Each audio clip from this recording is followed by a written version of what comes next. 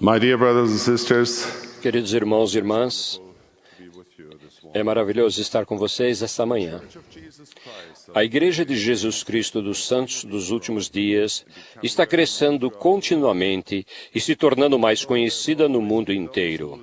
Embora sempre haja aqueles que estereotipam a Igreja e seus membros de modo negativo, a maioria de nós somos conhecidos como pessoas honestas, prestativas e trabalhadoras. Alguns têm a imagem de missionários bem arrumados, famílias amorosas e vizinhos cordiais que não bebem nem fumam. Também somos conhecidos como pessoas que frequentam a igreja todos os domingos por 3 horas. Num lugar em que todos são irmãos e irmãs, onde as crianças cantam hinos sobre riachinhos que falam, árvores que dão pipoca e crianças que tornam-se raios de sol. Cada criança que se tornar um raio de sol deve se tornar um membro da igreja. Irmãos e irmãs, dentro de todas as coisas pelas quais queremos ser conhecidos, será que existem atributos que, acima de todos, nos definam como membros de sua igreja, como discípulos de Jesus Cristo? Desde nossa última conferência geral há 6 meses, ponderei a respeito dessa pergunta e de outras semelhantes. Quero hoje compartilhar com vocês alguns dos pensamentos e impressões que tive como resultado dessa reflexão. A primeira pergunta é: como nos tornamos verdadeiros discípulos de Jesus Cristo? O próprio Salvador nos deu a resposta nesta profunda declaração: se me amais, guardai os meus mandamentos. Essa é a essência do que significa ser um discípulo verdadeiro. Aqueles que recebem Cristo Jesus andam nele. Mas isto pode tornar-se um problema para alguns, porque há tantos devo fazer isso e não devo fazer aquilo, que a simples conscientização desses deveres pode ser um desafio. Às vezes, ampliações bem intencionadas dos princípios divinos, muitas vezes provenientes de fontes não inspiradas, complicam ainda mais as coisas, diluindo a pureza da verdade divina com adendos criados pelo homem. Uma boa ideia que funciona bem para uma determinada pessoa pode criar raízes e se tornar uma expectativa. E, gradualmente, os princípios eternos podem se perder no labirinto das boas ideias. Essa foi uma das críticas do Salvador aos versados em religião de sua época, a quem ele repreendeu por se importarem com centenas de detalhes insignificantes da lei e negligenciarem as questões mais importantes. Assim, como nos mantemos em conformidade com esses assuntos mais importantes? Será que existe uma bússola que nos ajude a estabelecer prioridades em nossa vida, em nossos pensamentos e em nossas ações? Novamente, o próprio Salvador revelou o caminho. Quando lhe perguntaram qual era o maior de todos os mandamentos, ele não hesitou.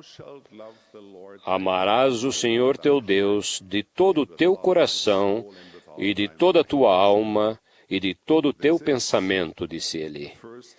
Este é o primeiro e grande mandamento.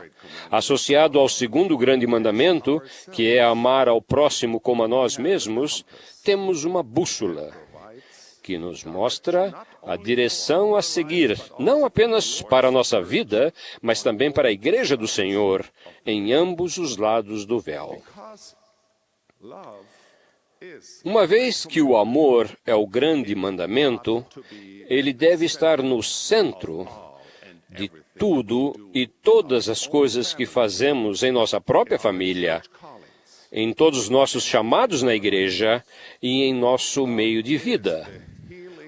O amor é o bálsamo curador que repara as feridas nos relacionamentos pessoais e familiares. É o elo que une famílias, comunidades e nações. O amor é o poder que inicia amizades, tolerância, civilidade e respeito. É a fonte para sobrepujar a discórdia e o ódio. O amor é o fogo que aquece nossa vida com alegria inigualável e esperança divina. O amor deve ser o ponto central de nossa conversa e de nossas atitudes. Se realmente compreendemos o que significa amar como Cristo nos amou, a confusão se dissipa e nossas prioridades ficam claras. Nossa jornada como discípulos de Cristo se torna mais cheia de alegria. Nossa vida adquire novo significado. Nosso relacionamento com o Pai Celestial se torna mais profundo. A obediência se torna uma alegria, em vez de um fardo. Por que devemos amar a Deus? Deus, o Pai Eterno, não nos deu esse primeiro grande mandamento porque Ele precisa que o amemos. Seu poder e glória não diminuem se ignorarmos, negarmos ou até desonrarmos seu nome. Seu domínio e influência se estendem pelo tempo e espaço, independentemente de nossa aceitação, aprovação ou admiração. Não, Deus não precisa que o amemos, mas, como precisamos amar a Deus. Pois aquilo que amamos determina aquilo que buscamos, e aquilo que buscamos determina aquilo que pensamos e fazemos, e aquilo que pensamos e fazemos determina quem somos e em que nos tornaremos. Fomos criados à imagem de nossos pais celestiais. Somos filhos espirituais de Deus. Portanto, temos uma imensa capacidade de amar, e isso faz parte de nosso legado espiritual. O que e como amamos não apenas define quem somos como pessoas, mas também nos define como igreja. O amor é a característica marcante de um discípulo de Cristo. Desde o princípio dos tempos, o amor tem sido a fonte tanto das maiores alegrias como dos maiores fardos e pesados fardos. No âmago de todo o sofrimento, desde os tempos de Adão até o presente, encontrarão o amor por coisas erradas, e no cerne da alegria encontraremos o amor pelas coisas boas. E a maior de todas as coisas boas é Deus. Nosso Pai Celestial concedeu a nós, seus filhos, muito mais que qualquer mente mortal pode compreender. Sob sua direção, o grande Jeová criou este maravilhoso mundo em que vivemos. Deus, o Pai, zela por nós. Enche-nos o coração com imensa alegria. Ilumina nossas horas mais tenebrosas com abençoada paz. Destila verdades preciosas em nossa mente. Mostra-nos o caminho a seguir nos momentos de angústia. Regozija-se quando nos regozijamos e atende a nossos pedidos justos. Ele oferece a seus filhos a promessa de uma existência gloriosa e infinita, e nos provê um meio de progredir em conhecimento e glória, até que recebamos a plenitude da alegria. Ele prometeu-nos tudo o que Ele possui. Se tudo isso não for razão suficiente para amarmos nosso Pai Celestial, talvez possamos aprender algo com as palavras do apóstolo João, que disse: nós o amamos a Ele, porque Ele nos amou primeiro. Por que o Pai Celestial nos ama? Pense no amor mais puro e mais profundo que possam imaginar. Agora, multipliquem esse amor por um valor infinito. E essa será a medida do amor de Deus por vocês. Deus não se importa com a aparência exterior. Acredito que Ele não liga nem um pouco se moramos em um castelo ou em uma choupana, se somos atraentes ou desajeitados, se somos famosos ou esquecidos. Embora sejamos incompletos, Deus nos ama completamente. Embora sejamos imperfeitos, Ele nos ama perfeitamente. Embora nos sintamos perdidos e sem rumo, o amor de Deus nos envolve completamente. Ele nos ama porque está infinitamente pleno de um amor santo, puro e indescritível. Somos importantes para Deus não por causa de nosso currículo profissional, mas por sermos seus filhos. Ele ama todos nós, até mesmo aqueles que são imperfeitos, rejeitados, desastrados, sofridos ou angustiados. O amor de Deus é tão grande que Ele ama até os orgulhosos, os egoístas, os arrogantes e iníquos. Isso significa que, independente de nossa situação atual, há esperança para nós. Não importa qual seja a nossa angústia, nosso sofrimento, os nossos erros, nosso Pai Celestial, infinitamente compassivo, deseja que nos acheguemos a Ele, para que Ele possa achegar-se a nós. Como podemos aumentar nosso amor por Deus? Como Deus é amor, quanto mais nos achegarmos a Ele, mais profundamente sentiremos amor. Mas, como existe um véu que separa esta mortalidade de nosso lar celeste, precisamos buscar no Espírito aquilo que é imperceptível aos olhos mortais. O céu às vezes pode parecer distantes, mas as Escrituras dão-nos esperança. E buscar-me-eis e me achareis, quando me buscardes com todo o vosso coração. Contudo, buscar Deus com todo o coração implica muito mais do que simplesmente fazer uma oração ou proferir algumas palavras convidando a Deus a estar presente em nossa vida. Porque este é o amor de Deus, que guardemos seus mandamentos.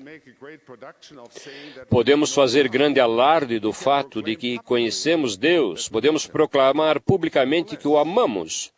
No entanto, se não obedecermos a Ele, tudo será em vão, porque aquele que diz, eu o conheço, mas não guarda seus mandamentos, é mentiroso, e nele não está a verdade. Aumentamos nosso amor por nosso Pai Celestial e demonstrando esse amor, colocando nossos pensamentos e ações em conformidade com a Palavra de Deus.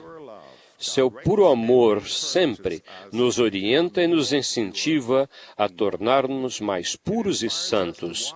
Inspira-nos a andar em retidão, não por medo ou obrigação, mas pelo desejo sincero de tornarmos-nos mais semelhantes a Ele, porque o amamos. Ao fazer, vamos nascer de novo, sendo limpos por sangue, sim, o sangue do unigênito, para que sejamos santificados de todo o pecado e desfrutemos as palavras da vida eterna neste mundo e a vida eterna no mundo vindouro. Sim, glória imortal. Meus queridos irmãos e irmãs, jamais desanimem e às vezes se tropeçarem. Não se sintam deprimidos ou desesperados por não se sentirem dignos de ser discípulos de Cristo em todos os momentos. O primeiro passo para andar em retidão é simplesmente tentar.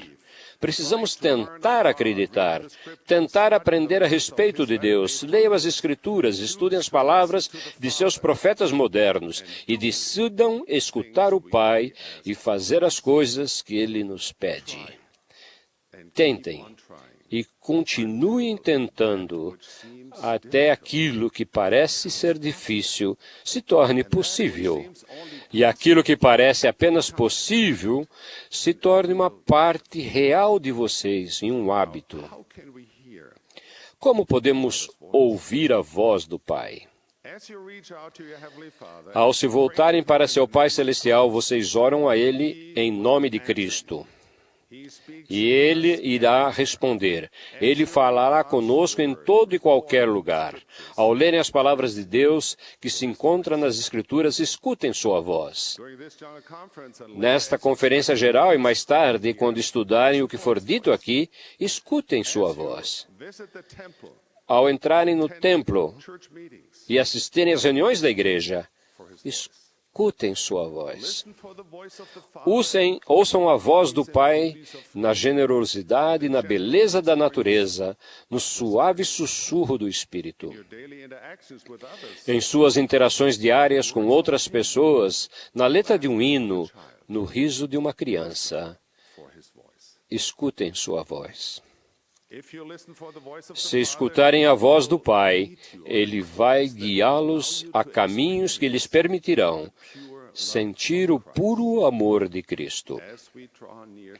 Ao nos achegarmos ao Pai Celestial, tornamo-nos mais santos. E ao tornarmos-nos mais santos, sobrepujaremos a descrença e nossa alma se encherá com sua abençoada luz. Ao alinharmos nossa vida a essa luz celestial, Ele nos guiará para fora das trevas, rumo a uma luz maior. Essa luz maior nos conduz à inexprimível ministração do Espírito Santo, e o véu entre o céu e a terra pode tornar-se mais fino. Por que o amor é o grande mandamento? O amor do Pai Celestial por seus filhos é a mensagem central do plano de felicidade, o qual se tornou eficaz graças à expiação de Jesus Cristo, a maior expressão de amor que o mundo conheceu. Com grande clareza, o Salvador disse que todos os outros mandamentos dependem do princípio do amor. Se não negligenciarmos as grandes leis, se verdadeiramente aprendermos a amar nosso Pai Celestial e nosso próximo de todo o coração, alma e mente, todo o resto se encaixará no devido lugar. O divino amor de Deus transforma ações comuns em atos extraordinários de serviço. O divino amor é motivo pelo qual simples palavras se transformam em escrituras sagradas. O divino amor é o ingrediente que transforma a obediência relutante aos mandamentos de Deus em dedicação abençoada e consagração. O amor é a luz orientadora que ilumina a senda do discípulo e preenche sua caminhada diária com vida, significado e assombro. O amor é a medida de nossa fé, a inspiração de nossa obediência e o verdadeiro ponto culminante de nossa condição de discípulo. O amor é o caminho do discípulo. Testifico-lhes que Deus está no céu, Ele vive. Ele nos conhece e nos ama. Ele se importa conosco. Ele ouve nossas orações e conhece o desejo de nosso coração. Ele está pleno de infinito amor por nós. Quero encerrar com a pergunta que comecei, meus queridos irmãos e irmãs. Que atributo devem definir-nos como membros da Igreja de Jesus Cristo dos Santos dos Últimos Dias? Sejamos um povo conhecido por ser um povo que ama a Deus de todo o coração, alma e mente, e que amemos nosso próximo como a nós mesmos. Quando compreendermos e praticarmos esses dois grandes mandamentos em nossa família, em nossa ala e ramo, em nosso país e em nossa vida diária, começaremos a compreender o que significa ser um verdadeiro discípulo de Jesus o Cristo. Disto presto testemunho no sagrado nome de Jesus Cristo. Amém.